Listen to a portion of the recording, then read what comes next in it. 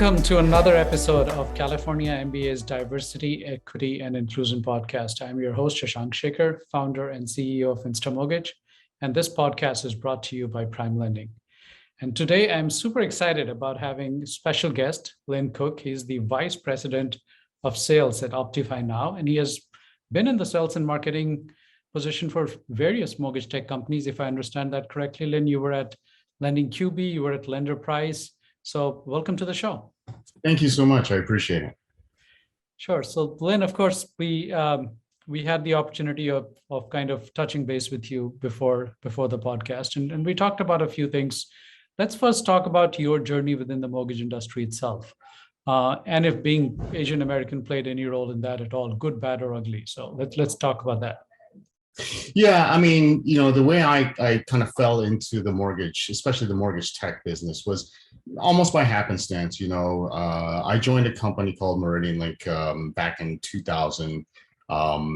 We came up with a software solution that happened to have applicability within the mortgage space. Our initial foray was building a system for credit reporting within the mortgage space. And that in and of itself is not really that interesting. I think what's interesting is how we got started, right? I mean, I talk about it with my clients and with my colleagues. When we started our company, we basically were just five Asian guys, right? I live here in Southern California, and the people that I joined up with, they're all from around here in Orange County, and we all just happen to be Asian. Every single one of us, there's five of us. And it didn't really strike us, or at least for myself, it didn't really strike me as anything unusual that we happen to be Asians. When we first did, enter into the space and started offering our product to credit reporting agencies, and mind you, this is 20 years ago, there was a little bit of shock, right? I mean, we were complete outsiders to start with. I mean, no one had recognized our company name. It was really just kind of a startup company. And for any startup company to go into the credit reporting space was very unusual, right? I mean, the credit reporting industry was basically in hyper consolidation mode. People were telling us, you're crazy, you shouldn't be, operating in this credit reporting space with technology. Doesn't make sense. And whether the fact that we were Asian or not Asian really didn't take much of an obvious role, right, in our success or failure, right? We simply worked hard like anybody else would, whether we were Asian or not. But fast forward, 2, 3, 4, 5 years later, we did actually do quite well.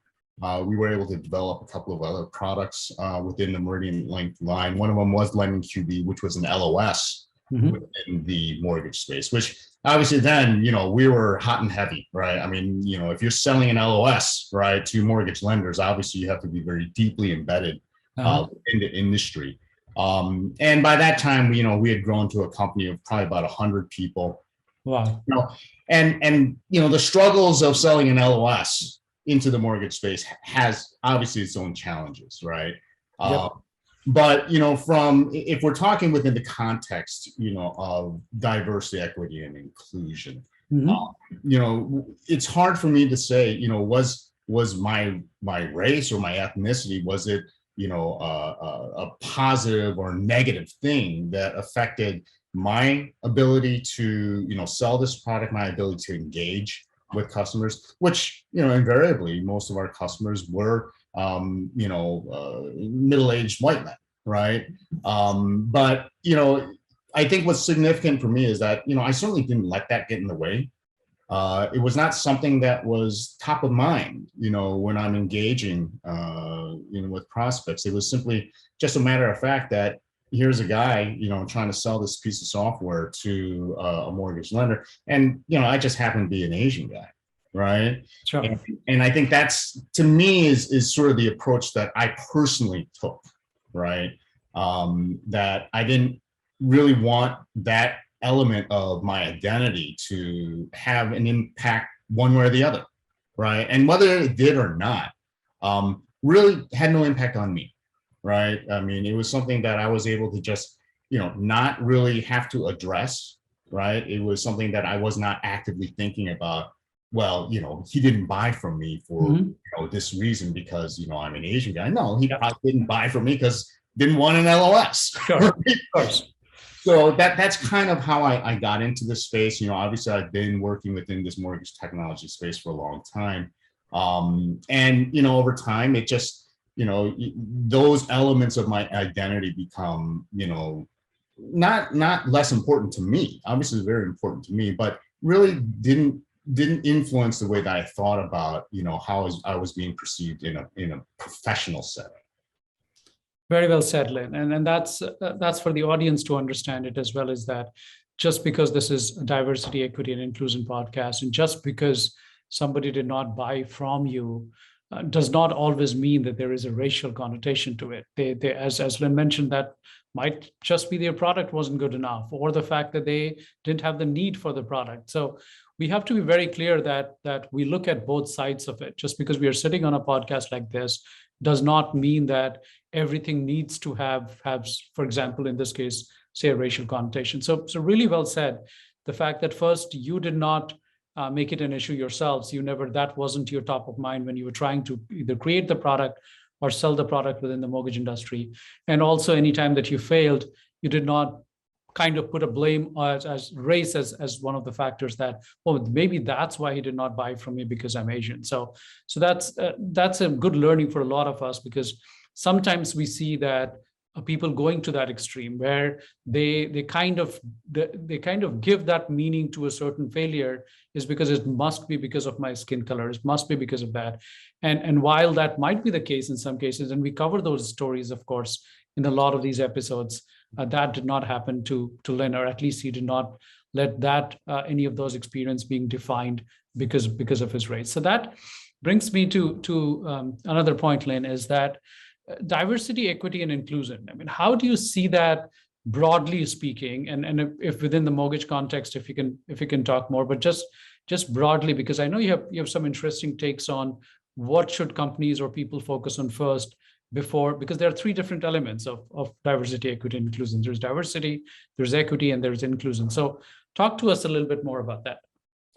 Well, first off, I have to say, I am a committee member. I strongly believe, obviously, diversity, equity, and inclusion in all of its aspects, of course. But I think what sometimes might be lost in the weeds is the fact that, even though the people who participate in DEI, strongly believe in it. I mean, and Yes. they have a willingness to accept and a willingness to learn, about these concepts around DE and I. How much is that really affecting or causing substantial change, right, within, whether it's within, the industry at large, or within an individual organization, or even within an individual themselves, right? I think that's something that is not really addressed, because the assumption is, that D&I is something that everybody would want, right? That D&I represents, a soul goodness, within a professional and a moral sense that, of course, everyone would want to accept these concepts of D&I. But, I think we have to be realistic about this, right? We have to be realistic that D&I has been, around, or at least a concept, for probably at least 40, 50 years, right? This is not a new concept. All these notions of unconscious bias, all these notions about equity, these have been discussed for many, many years at a very top level, at a very medium level, a very low level. And yet we're still talking about it within sort of a very basic sort of construct of, hey, we need to define, the most simplest concept of D&I in order for people to understand and move forward. And you would have thought within this time frame that would have already happened, right? That doesn't need to be said anymore. That we can sort of advance further to actually, talking concepts that result in actual sort of structural change. In a certain sense, it's preaching to the choir, right? When you are talking to other people who obviously do believe and are accepting of DEI concepts, but, is that enough? I think that's the question, right? I think there is a substantial, population that really does not accept what DEI is or stands for. And really, those are the areas that I'm most interested in. What are sort of the pushbacks that people get when it comes to DEI, right? Or even worse, what are sort of the internal struggles that people have that they're not willing to verbalize, right, about DEI, right? Obviously we live in a very politicized moment, and we live in an age where any thought or any sort of whim can be broadcast out to millions of people, right? And I think it's become apparent that there are definitely those who feel that DEI is a threat, and that they feel that this emphasis on diversity, equity, and inclusion is something that in their mind is unnecessary and is somewhat divisive, right? And I think that's an area that really needs to be explored a little bit more if you really want to get some amount of progress, on this concept. When you look at certain surveys where people are stating that they're colorblind to race, which let's face it, is an absolute fallacy here in America, right? I mean, this whole country was really founded based on the concept of race. So that's not a reality, right? And the only people who really would say that that's a reality, whereas colorblind, quite frankly, they're not people of color, right? I mean, those are people that kind of wish this problem to just go away. And the DEI community really, I think, should have a component that focuses on why is there a pushback? What are sort of the roots and the reasons why people push back on DEI, look at DEI as something negative or as a threat, and coming to an understanding of that, right? Why people feel that way may be a better solution or a better method to come to more effective solutions on how to communicate DEI. And that's sort of the area where I'm personally more interested in, because it's something that DEI is such a broad concept, like I said before, that it pervades almost sort of every element of our lives. Certainly, some people more than others, right? And that's another sort of concept that, again, I think is missed. It's easy for people to just throw everybody on one side or the other, right? I mean, either you are, a person of color, and so we have to assume that you are pro DEI, or you're not, right? And so setting up sort of these, opposing viewpoints, right? Is not necessarily helpful, right, to the overall cause of what DEI is supposed to do, right? Which is to reduce this level of division that people may have, reduce the level of fear or of threat that people may have, and really bring it down to a core element of understanding, well, what is driving this, right? I mean, as much as we're looking at it from a structural or from a societal impact, unfortunately, the roots, of DEI or opposition to DEI really come down to an individual level, right? And I think some people, are inherently more sensitive to that than others, right? I think, your environment certainly impacts you, right? And an environment in the sense of what are you seeing on a day-to-day basis that makes you think one way or the other, right? So this whole concept that, everybody must, agree with DEI has, I think, a certain element of I guess, fear that it can invoke in people, because they feel like that inherently means that something must be taken away from them, right? If someone is asking for something, right? And so this sort of zero-sum concept around DEI, has a little bit, is a little bit fraught, with messaging that can be perceived as negative. Does that make sense? It does, and yeah, and the zero sum game concept, of course, does not work for most theories, let alone something as complicated as DNI in this case. And you're right with the sense that you need to go to the other side of the aisle and understand the opposition to it, understand the threat that they perceive from it.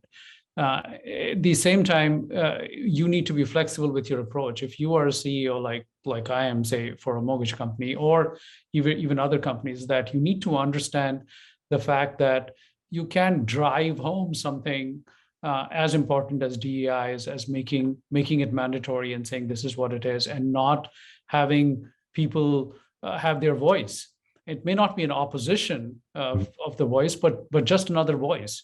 And that's one of the reasons why, especially on this podcast, and me personally is always open to listen to what's the other voice. And as I said, that other voice may not be in complete contrast to your voice. It just may be a different voice and something that you want to hear. One of the things that I think one of the ways for that you had mentioned earlier is for D&I to become, say, a little bit more palatable for those people who may have a different voice, is to maybe go at one of the angles of D&I, maybe go at the inclusion angle first, and let the D&I, D&E part of it follow that. Can you dig a little bit deeper on what your thoughts were on that?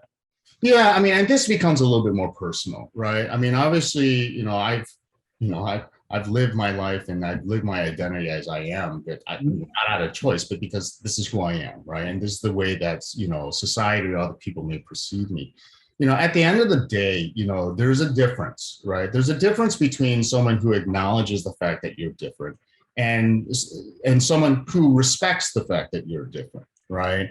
And, to me, it's always coming down to that respect factor, right? I mean, the way that they sort of acknowledge a difference that any individual may have, is that in a respectful manner? Right. And respectful, I'm not saying that people have to be politically correct about everything. By no means, right? We live in a realistic society. We don't live with simulation, right? So, people, and we would prefer people to be very honest about their responses to things. But at the end of the day, people have a choice. People have a choice to look at that difference and see that difference and say, hey, that's a difference that's very similar to a difference that I have. That's a difference that's very similar to a difference that my wife has or my children has. I mean, there's really not much of a gap between, right? Between, quite frankly, someone being Asian and someone being left-handed, right? I mean, we don't have any disrespect for people who are left-handed, right? The way that we approach and acknowledge, that difference really is a core value that, I think people need to think about themselves. And if they don't have a respectful response to it, then people, really need to think about why, right? Because, a lot of our fears, a lot of our opposition, really comes at heart, and I don't mean to be like a therapist, right? But really comes at the heart from a position of insecurity, right? I mean, people have insecurities. We all have insecurities, right? I have insecurities, and in a lot of ways, that those insecurities can manifest themselves in sort of negative types of responses to things. And so understanding that, hey, the reason that I'm saying that I hate this, right, is not because